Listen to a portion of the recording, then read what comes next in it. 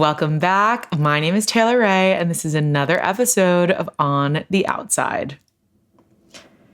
In today's episode, I talk about preconception health for men. I'm so excited to get into it.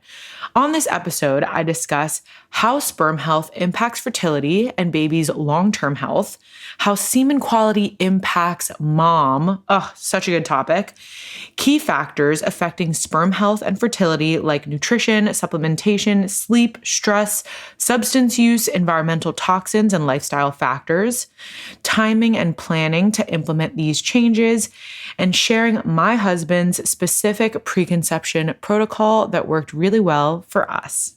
When my husband went to get his semen analysis, which is something I talk more about on this episode and why you might want to get one also, we found that we had a little bit of pushback. A lot of doctors, and we just went to his general everyday physician, a lot of doctors won't really order a semen analysis unless you've been trying to conceive for around 6 months and have not had success. For us, we really wanted to know what was going on before starting our preconception planning, before our TTC journey. We really wanted to just have more information. And it did take a little bit of pushing, a little bit of kindly, nicely insisting that we really wanted this semen analysis. I'm so proud of my husband, honestly, for advocating for himself because I wasn't at the appointment with him. So it wasn't like a team effort that he had a support system there.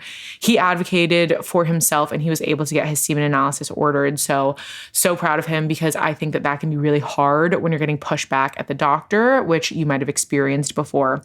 Once he did get his semen analysis, it was super simple. It's kind of a similar process to ordering lab work, like blood work. So his doctor ordered it. Then he was given the proper kind of containers that he needed for it. He was able to do it at home, collect his sample, as one might say, and bring it in to the lab facility. So he didn't bring it back to his doctor's office. He brought it to a specific lab location that they told him to bring it to.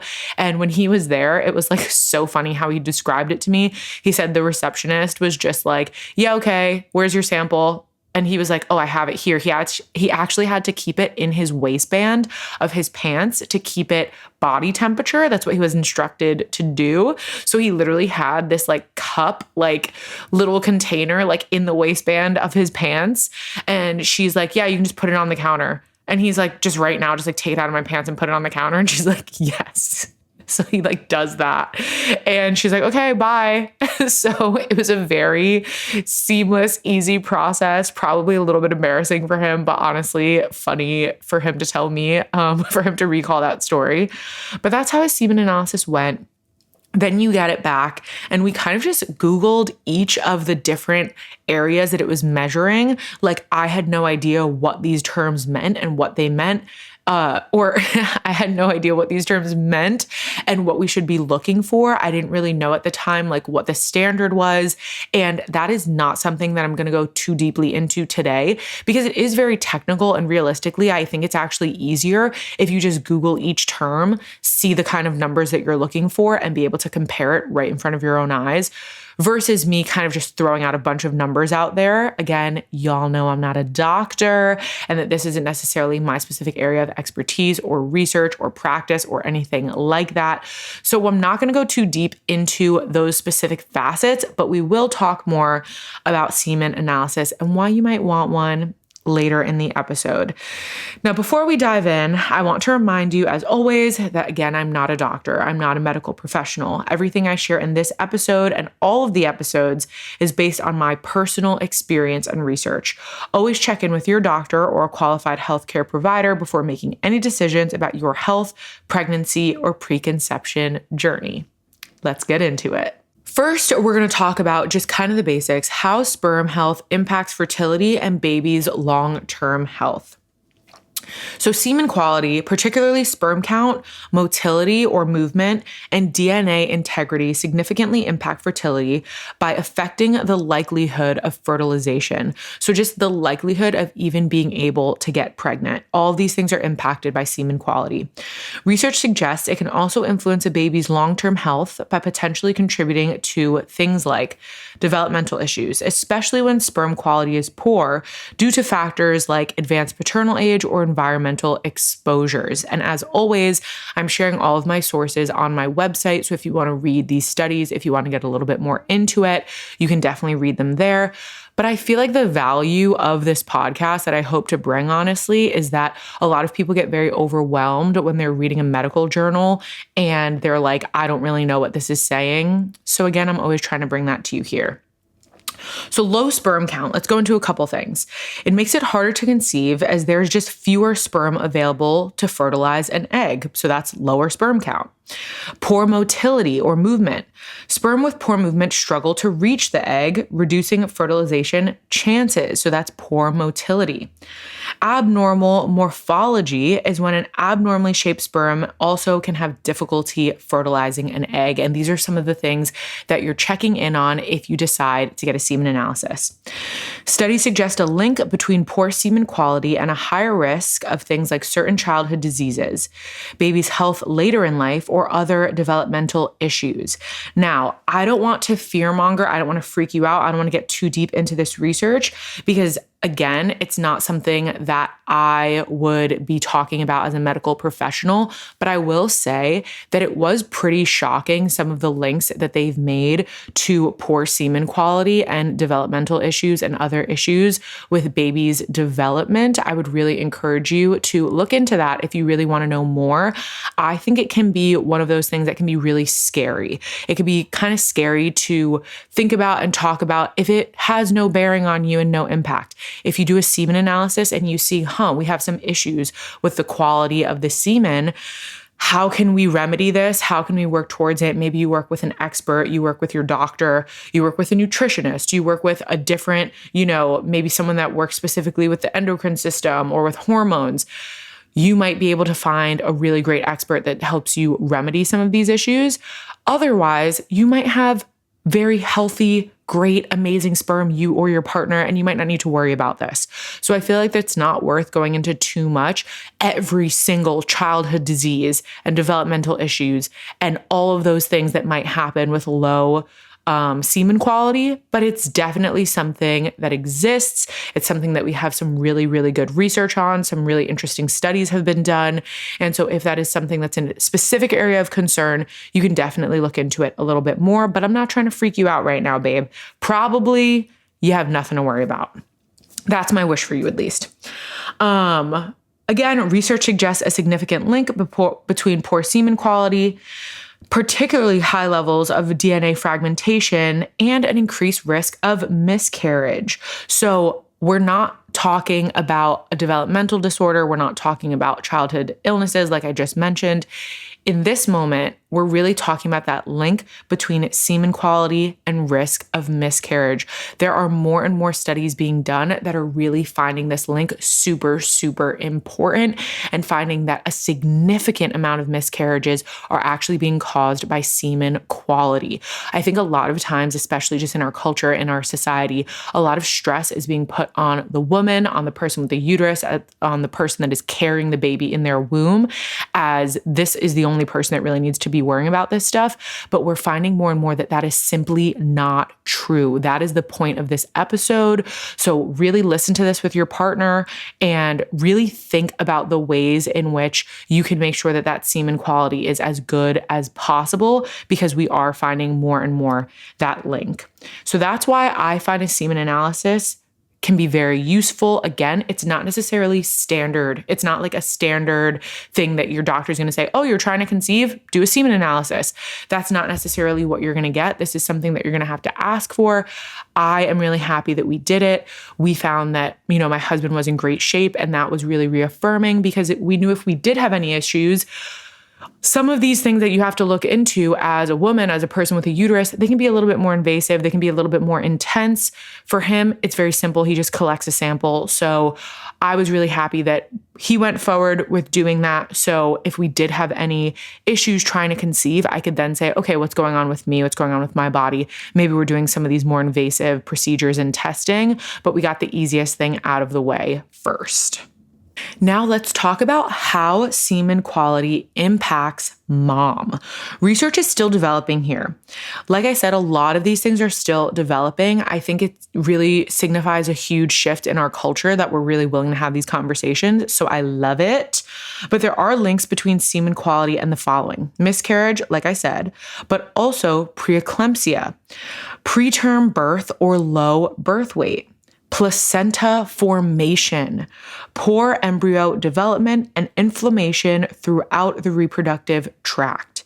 Now, each of these things can be super, super important. Preeclampsia, associated with high blood pressure, can later turn into eclampsia, right? So it's pre-eclampsia, which is before eclampsia. This is something that is a very big concern when you are pregnant. It is something that your doctor is talking to you about, that you're thinking about, that you're monitoring with your blood pressure, especially when it comes to women of color, Black women, Latina women. This is something that we really need to be thinking about. Personally, I take my blood pressure several times a week to be really aware of this, but preeclampsia is a big concern during pregnancy.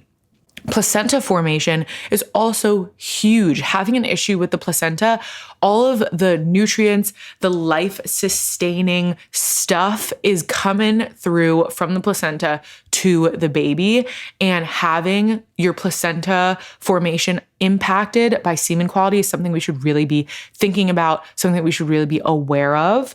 And then lastly, inflammation in the entire reproductive tract, of course, something that we really want to be thinking about. So all of these studies are still developing. This is a pretty new conversation that a lot of people are starting to have.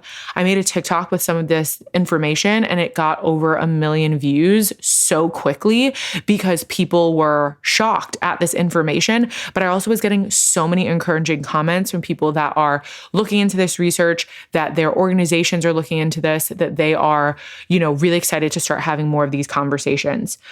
Most research around fertility and pregnancy, no wonder, is focused on women and places a lot of the responsibility on the woman. So while these conversations are developing more every day, I definitely encourage you to really think about the fact that there is, this baby is 50% of each person. And while the person with the uterus is the person responsible for carrying this baby and bringing them into the world, we should absolutely be focusing on what 50% of that, input looks like as well, coming from the man.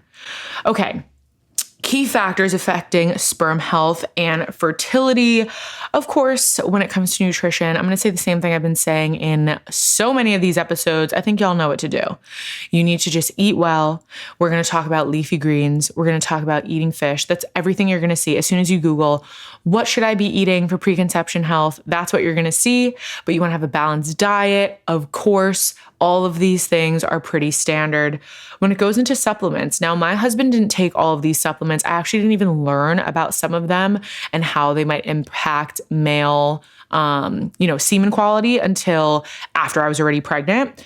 But coenzyme Q10, I did use myself, and that was part of my personal preconception protocol, but it actually has very good evidence to be used by men also. It can improve sperm motility, count, and overall quality by reducing oxidative stress. So that's CoQ10. Omega-3 fatty acids supports sperm membrane support and improves motility. My husband did take omega-3 fatty acids in the form of fish oils. Zinc is essential for testosterone production, sperm count, and motility. And a lot of times if you're taking kind of a multivitamin, it's going to have some of these things in it as well. Folate helps reduce sperm DNA damage. Folate is absolutely so crucial for women to take for that neural tube development supplement, and it's also very useful for men to take, which we see here. Ashwagandha, which my husband also took, supports testosterone production, reduces stress, which will impact fertility. Stress honestly impacts everything, let's be honest, and improves sperm count and motility. So that's ashwagandha. There are also quite a few more that I've seen some books recommend, things like vitamin C, vitamin D, just so many different vitamins under the sun. And if you're taking a multivitamin, that's going to cover kind of your bases so that you don't have any deficiencies. It's really the deficiencies that we don't want. So taking a multivitamin, that's awesome. And then supplementing with some of these other things, fish oil, so you get those omega-3 fatty acids, folate, coenzyme Q10, zinc might even be in your multivitamin. So a combination of these things. In terms of ashwagandha, for example, my husband took it in a greens powder. It had an adequate amount of ashwagandha in it, and that was how he was able to get that supplement in. So there's a ton of different ways to get these supplements into your, daily habit, but those are kind of the most important ones. When it comes to sleep and stress, again, I think I've talked about this in every episode at this point. It's pretty much what you expect. Sleep and stress really impact our health in so many different ways, everything from physical to mental health. So all of the recommendations that you might assume, those are the same exact ones that I'm going to be, recommending that I've seen in books and studies. Nothing new, nothing crazy. Substance use. Limiting alcohol during preconception is something that I'm super passionate about because I have seen it discussed in so many different ways that really shows how impactful it can be. A 2021 study found that paternal alcohol consumption was associated with an increased risk of birth defects. A study in the European Journal of Preventive Cardiology found that paternal drinking 3 months before pregnancy was associated with an increased risk of congenital heart disease. And that was the first article that I ever actually read about the connection between alcohol consumption and preconception and the health of the baby. And it freaked me out so hard. I will say that is only one study, but that connection was seen and was evidenced in that study. Animal studies have shown that paternal alcohol consumption can increase the risk of adverse neurodevelopment, including anxiety, depression, and cognitive impairment. So again, we're seeing this research continue to develop more and more with a connection between alcohol consumption during those months leading up to starting to try and conceive. My husband didn't drink for 6 months. I didn't drink for 6 months leading up to August, which is when we began trying to conceive and when we also got pregnant. I think that this is something that is very much worth discussing, thinking about, talking about. And I'm going to give you a hot take right here. If you are not willing to stop drinking for a few months for the health of your unborn child, then I'm really questioning what kind of decisions you're going to be making when that child is born. I know it's a hot take. But if we can't sacrifice a couple months of alcohol, how are we going to grapple with all of the sacrifices required when it comes to being a parent? I'm sure that might make some people feel kind of spicy. Some people might not love it, but I would really encourage you that if that is triggering you to feel some type of way, that we look inward and marinate and meditate on that, because it's definitely something that is evidenced and that I would really consider doing more of a deep dive in if you're not fully believing it. Let's get into environmental toxins. These are the exact same things that I shared when I talked about my preconception protocol last week, so I'm not going to waste too much time on them. But in my first episode, I also shared kind of an overview when I discussed preconception health, so you can listen to those episodes for more specifics. But again, we're talking about endocrine disruptors in cleaning products, cosmetics, microplastics, and toxins like pesticides. All of those things are still ringing true. Lastly, for this section, I want to talk a little bit about lifestyle factors. All of these things, you can take it or leave it. There's some good research that indicates that these are things to consider, especially if you're having other issues with semen quality. So the impacts might be pretty small, but if you're already having issues in other ways, then every little bit counts. So we have things like hot tubs, saunas, and heated seats. Excessive heat can reduce sperm count and motility by damaging sperm-producing cells in the testes. And I even quoted from one of my favorite books in that first episode where it was a recommendation to, not be in these super hot environments. So there are definitely some doctors that take it very seriously. Then there's others that say it's negligible, it's very small, it's a very tiny impact that it's going to make. Don't worry about it. So again, take it or leave it. Cycling puts pressure on the perineum, reducing blood flow to the testes, potentially leading to lower sperm count. Same thing could be said about prolonged sitting, which can also increase scrotal temperature. So again, take it or leave it. And lastly, tight underwear. Tight clothing can increase testicular temperature, negatively affecting sperm production. These things we see a little bit. They're not the hugest impact. It's definitely going to mean a lot more if you are supplementing, living a healthy lifestyle, cutting out alcohol, than if you're sitting for a long period of time. That's what the research is indicating. Now, let's get to timing and planning to implement these changes.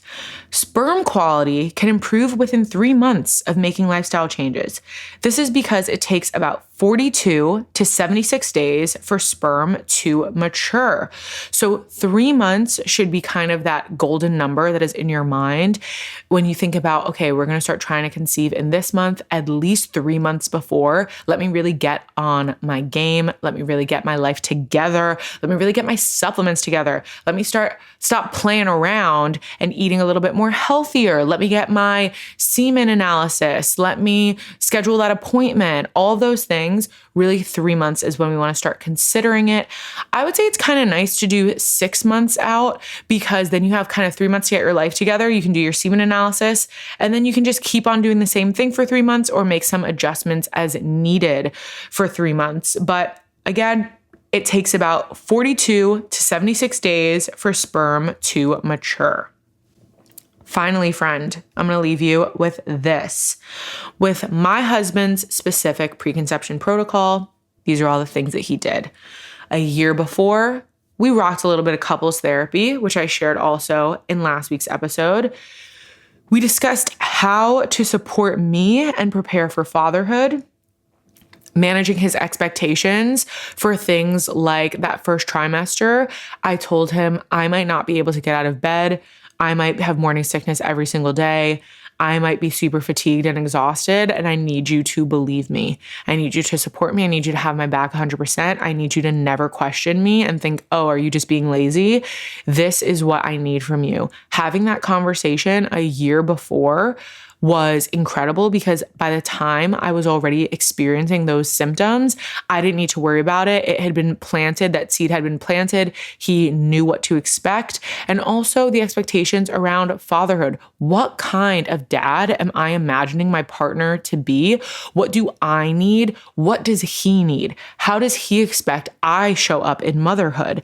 Having these conversations a year in advance, I think took so much pressure and stress off of us because we kind of know what our expectations are. Sure, things are going to pop up. Things are going to be unexpected. We've never had a child before. Who knows what unknowns are going to be there? But having those conversations, I think, is so, so key and really reassured me that I would have a partner by my side for my pregnancy.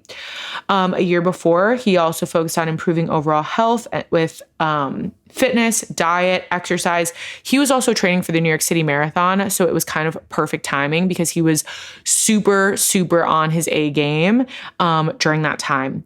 8 months before, he did his semen analysis, and luckily everything came back great. So we didn't really have any lifestyle, environmental, supplementing things that we needed to change or that he needed to worry about. 6 months before, cut out alcohol. He never used any other substances, but if you're using any other substances, especially tobacco, you want to stop doing that. So 6 months before, and that's also when he started taking his supplements, his multi, fish oil, which has those omega-3s, ashwagandha. He was taking a greens powder, and removed all of the environmental toxins, same as I shared in mine.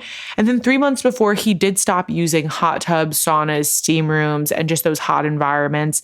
It wasn't something that he did a ton, but we do have a sauna in our building, and he stopped going. And honestly, it wasn't really a huge deal, but he did want to really just do every single thing that he could. So that was his decision. Now, friend, I think it is so crucial that we really pay attention to this conversation. It is not only the woman's responsibility to bear this child, to grow this child, to put in all of the things necessary for him or her or them to come out healthy and amazing. There are, of course, genetic factors, which no one can really control. There are environmental factors that one also might not be able to control depending on where you live and the access to different things that you might have around you. There are so many things, once again, I always want to note that we cannot control. There might be prescription medications that you take or that your partner takes. There might be so many different things that are impacting your fertility journey. My goal is really just to synthesize the information, the things that were helpful for me, and share them with you. So again, if these things don't apply, if you got something else going on, then I'm hoping and wishing that you're working with a medical professional that can really get you where you need to go. But I hope this is a solid foundation with what the current research is saying. On next week's episode, I'll be discussing prenatal must-have vitamins and On next week's episode, I'll be discussing prenatal must-have vitamins and supplements, including what they are, why they're important, how to find out what supplements are good and not so good, why they're all different, why there's like a million different kinds of prenatal supplements, and what we should be looking for. You can, of course, follow me at Taylor Ray Almonte. As always, a full transcription of the episode along with citations can be found on my website. All of those links are available in the show notes. See you out there.